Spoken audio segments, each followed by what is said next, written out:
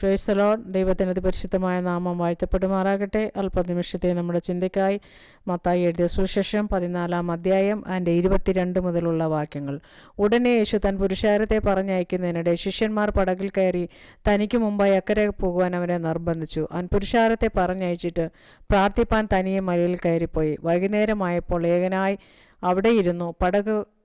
പടകോ കരവിട്ട് പല നാഴിക ദൂരത്തായി. കാറ്റ് പ്രതികൂലമാകൊണ്ട് തിരകളാൽ വലഞ്ഞിരുന്നു. രാത്രിയിലെ 4-ാം യാമത്തിൽ അവൻ കടലിന്മേൽ നടന്ന് അവരുടെ അടുക്കൽ വന്നു. അവൻ കടലിന്മേൽ നടക്കുന്നത് കണ്ടിട്ട് ശിഷ്യന്മാർ ഭ്രമിച്ച് അതൊരു ഭൂതമെന്ന് പറഞ്ഞ് പേടിച്ച് നിലവിളിച്ചു. ഉടനെ യേശു അവരോട്, ധൈര്യപ്പെടുവിൻ, ഞാനാകുന്നു, പേടിക്കേണ്ട എന്ന് പറഞ്ഞു. ഹല്ലേലൂയ.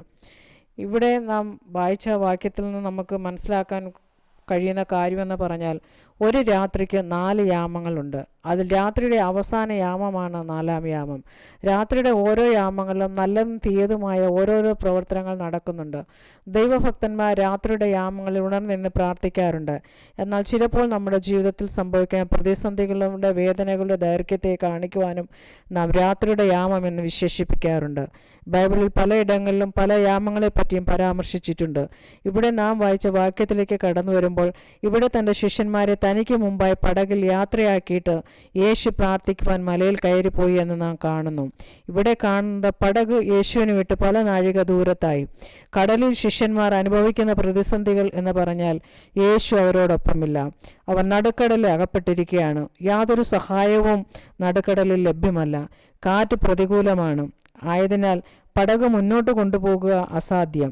ഹല്ലേലൂയ. ശക്തിയേറിയ തിരകളാൽ ഒരു പക്ഷേ പടക് മുങ്ങുമെന്ന് അവർ ചിന്തിക്കുന്നുണ്ടാകാം. ഒറ്റ വാക്കിൽ നാം ചിന്തിച്ചാൽ ഏത് നിമിഷവും കടലിൽ മുങ്ങിപ്പോകുക, അത് മാത്രമേ സാധ്യതയുള്ളൂ.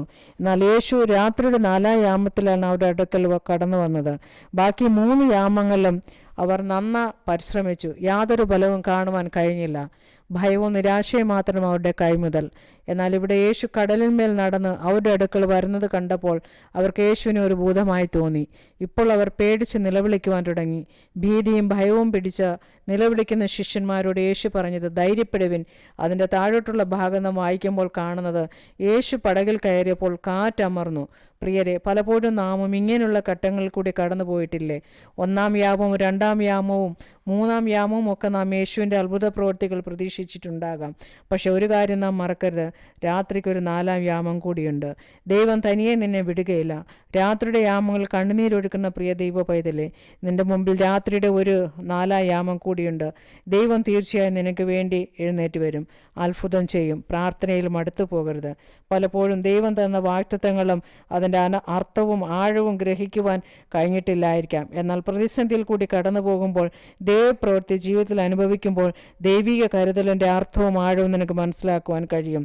അതുകൊണ്ട് ധൈര്യപ്പെടാതെ വിളിച്ചതേയും വിശ്വസ്തനെന്ന് എണ്ണിക്കൊണ്ട് അന്ത്യത്തോളം വിശ്വസ്തയുടെ യാത്ര ചെയ്യുവാൻ ദൈവകരങ്ങൾ നിന്നെ തന്നെ സമർപ്പിക്കുക. അന്ത്യത്തോളം വഴി നടത്താൻ ദൈവം ശക്തനാണ്. രാത്രിയുടെ യാമങ്ങൾ കണ്ണുനീരൊഴുക്കി പ്രാർത്ഥിക്കുക. ദൈവം നിനക്കായി വെളിപ്പെട്ടു വരും. ആ ദൈവത്തിൽ ആശ്രയിക്കുക. ദൈവകരങ്ങൾ സമർപ്പിക്കുക. God bless you.